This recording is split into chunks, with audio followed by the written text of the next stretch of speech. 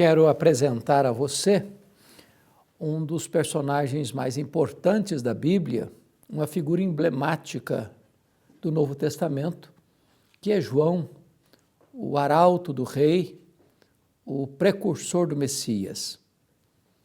João pode ser considerado a dobradiça da Bíblia.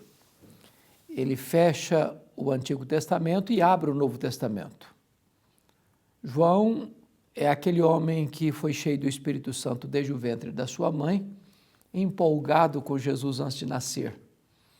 A vida dele, o nascimento dele foi um milagre, a vida dele foi um prodígio, e a morte dele foi um mistério. Ninguém recebeu elogios tão elevados de Jesus do que ele. Foi Jesus quem disse: dentre os nascidos de mulher, ninguém foi maior do que João. O propósito de Lucas, que era médico e historiador, é apresentar-nos em Lucas 3, versos de 1 a 20, o cenário político e religioso do Império Romano e da província de Israel, quando João Batista deu início ao seu ministério. E Lucas usa uma metodologia. Ele parte do geral para o particular, do Império Romano para a província de Israel.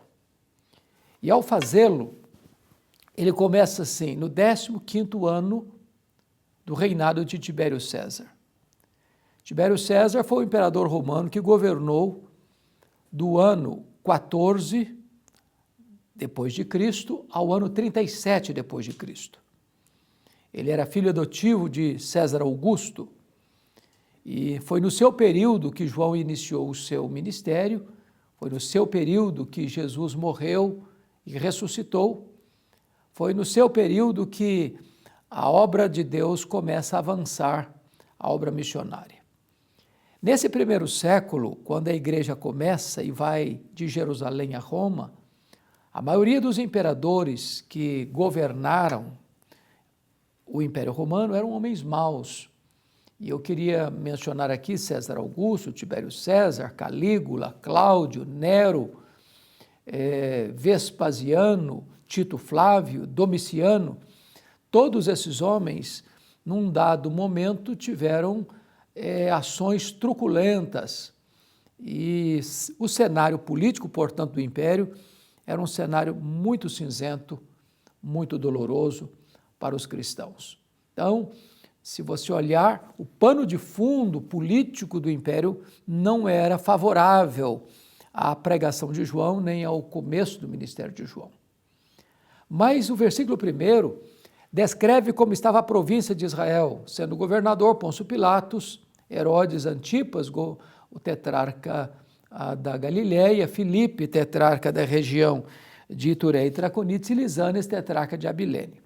Aqui tem um fato muito curioso, porque dos filhos de Herodes o Grande, o primeiro da lista, que era o tetrarca da Judéia, Arquelau, está lá em Mateus 2,22, não está aqui.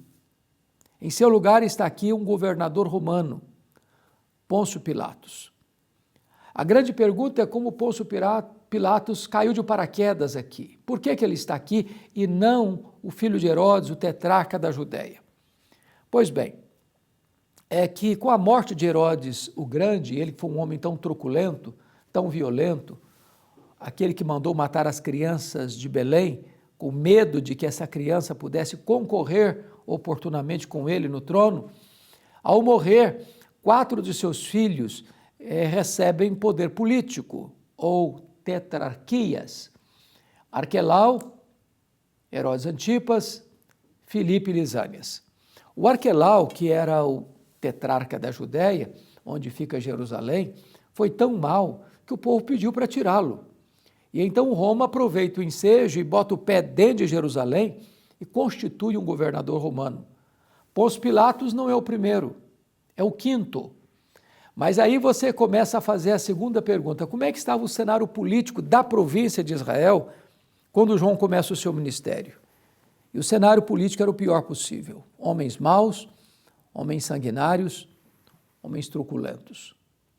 No verso 2 temos o cenário religioso, sendo sumo sacerdotes Anás e Caifás.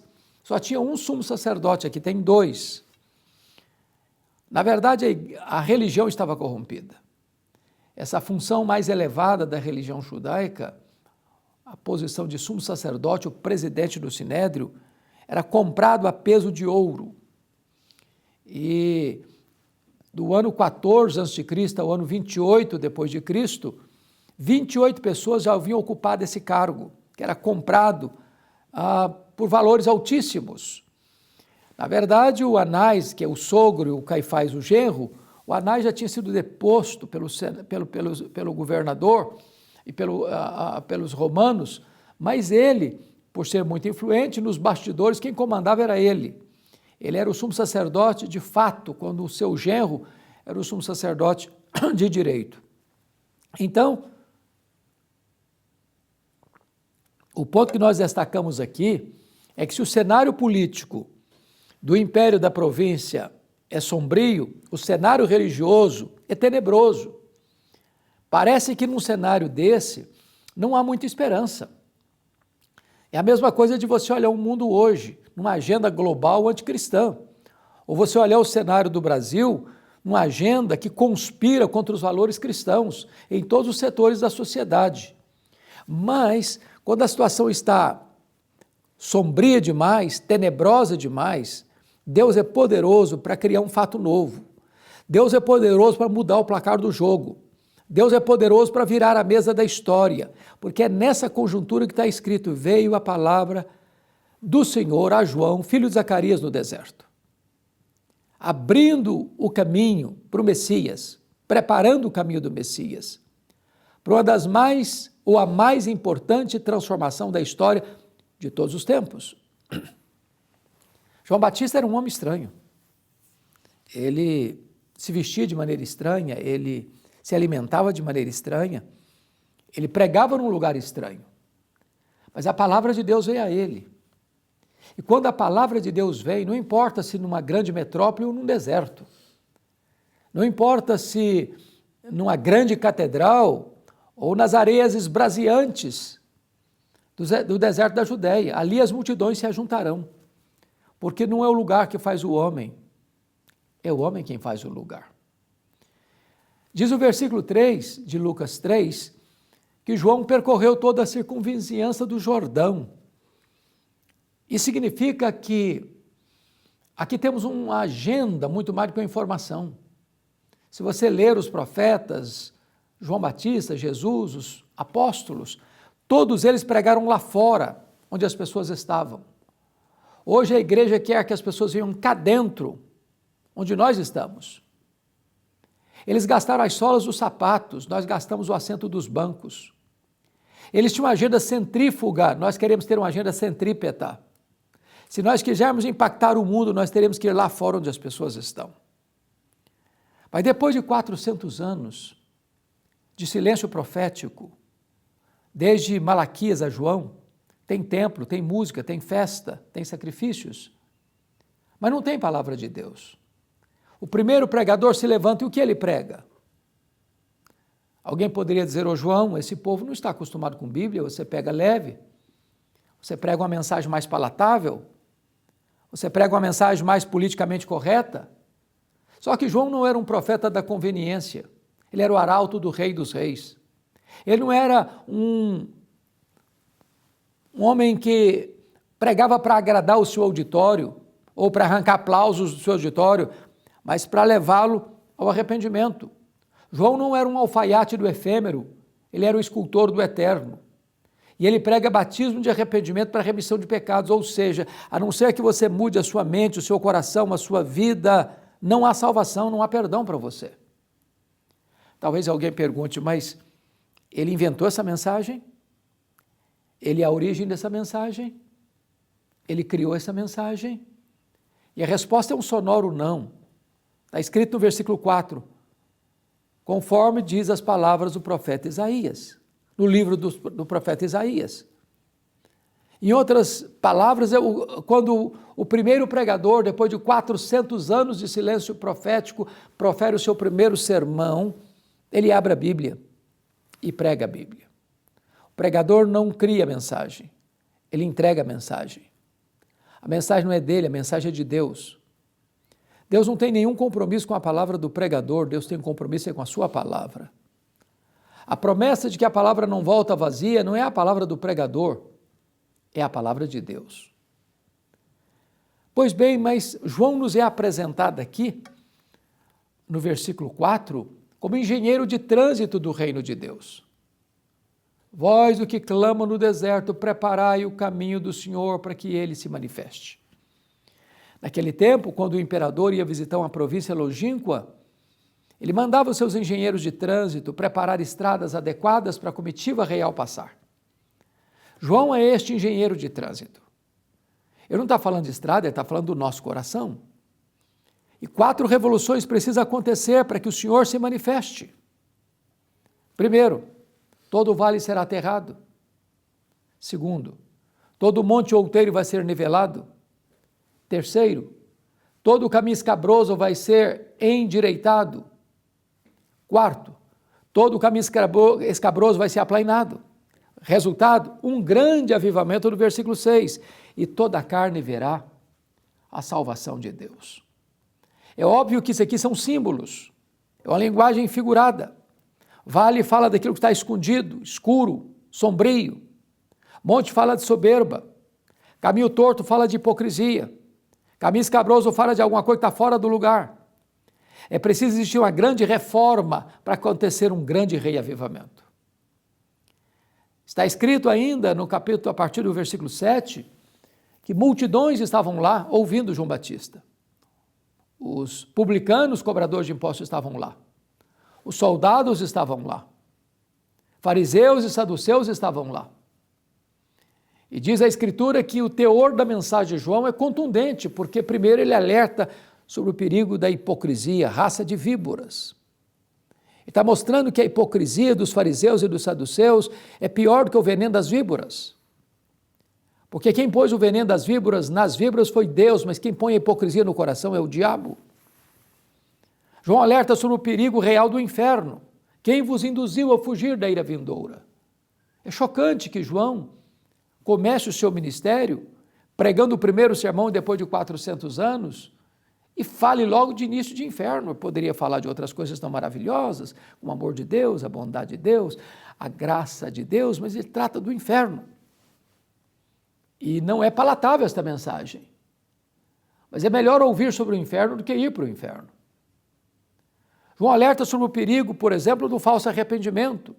Produzir, pois, frutos dignos do arrependimento, no versículo 8.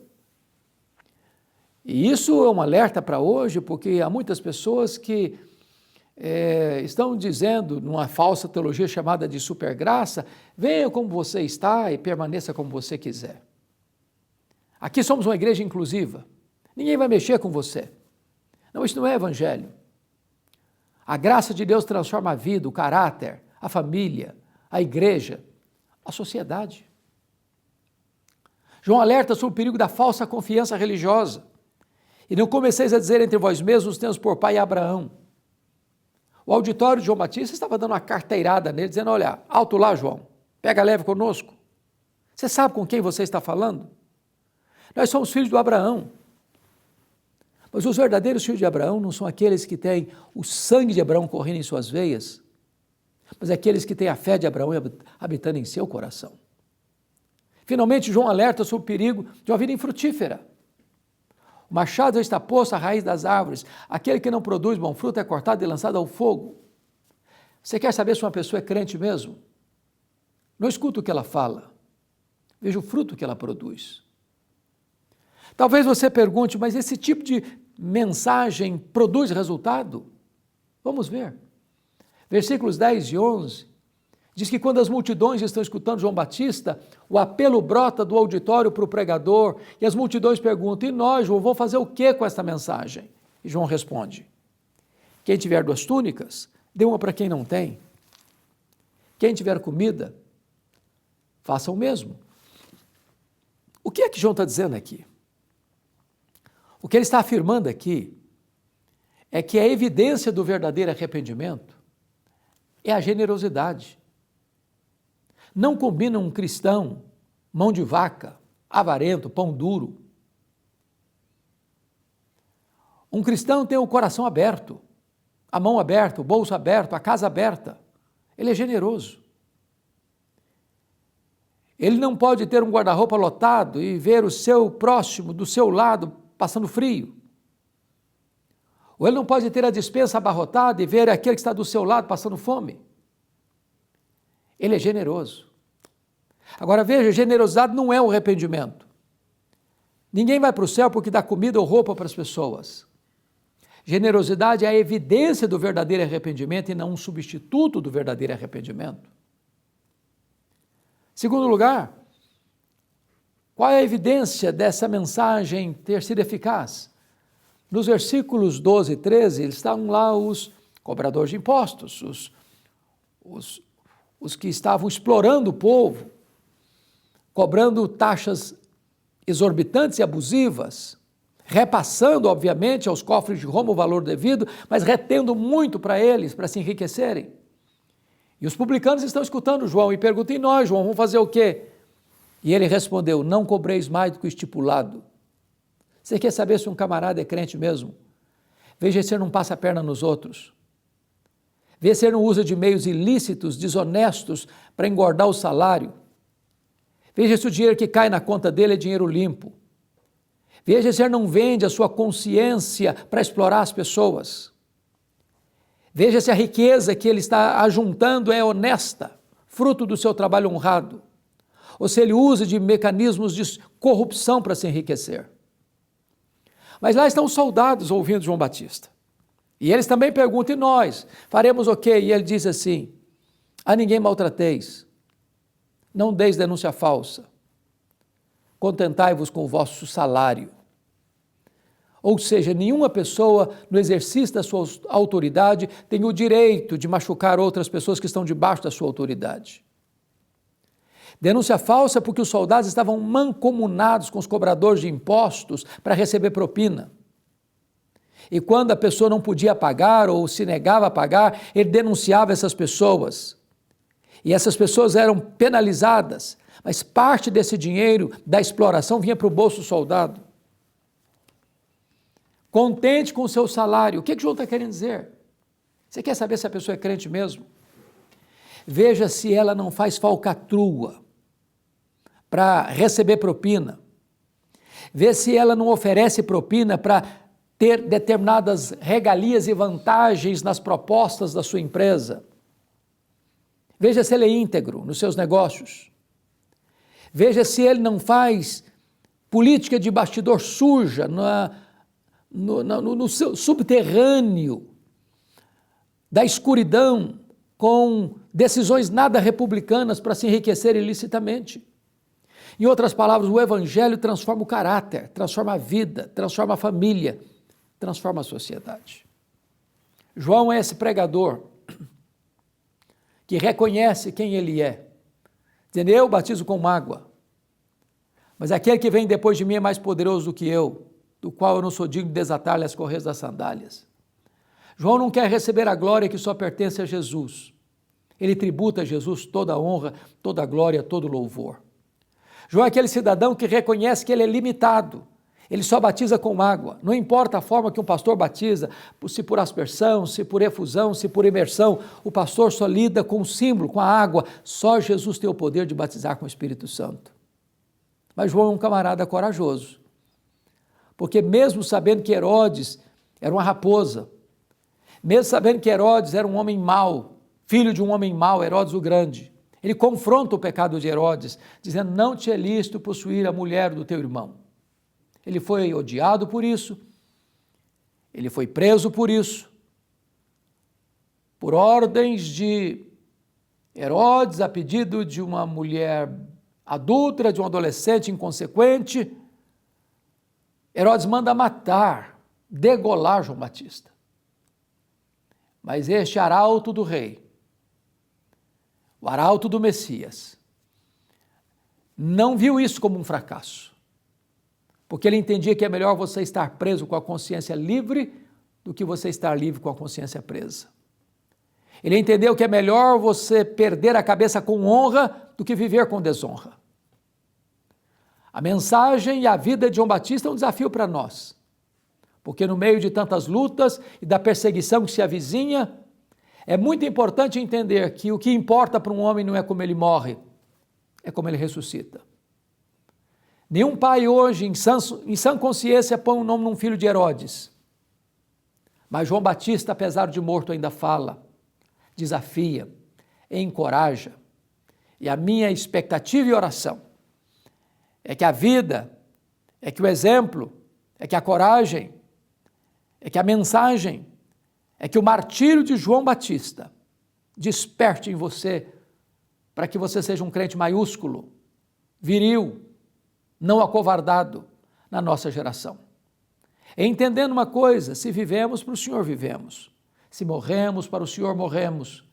Quer pois vivamos, quer pois morramos, nós somos do Senhor. Deus abençoe a sua vida.